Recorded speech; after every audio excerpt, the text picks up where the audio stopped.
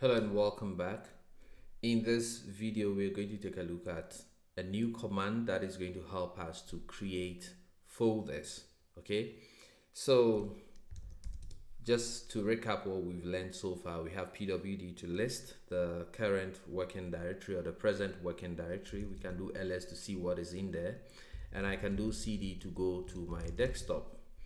Now, the desktop has become my present working directory. So the side effect of the commands that I execute, if any, are going to show up on the desktop.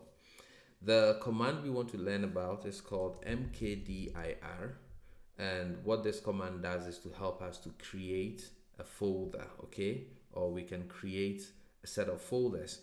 So if I do mkdir and I give it a folder name, let's create a folder called codebase. Okay, once I hit enter, you should see that there is a new folder showing up on my desktop, and it is called codebase. Okay, if I wanted to create a folder in a folder or a tree of folders, then what I do is I do mkdir, and you can bring the -p to specify that you want it to create a path.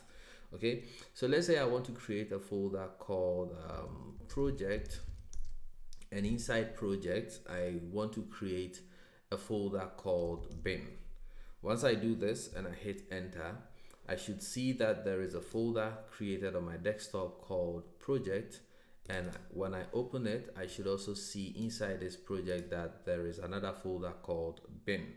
Okay, and so once you have created a folder, every command you know about that deals with folders or a path can be used. It is still a folder. Okay, so we have learned about how to use the mkdir command to create a new directory, and you can also add the -p to specify a path so that it is going to create all the folders that are needed to complete the path.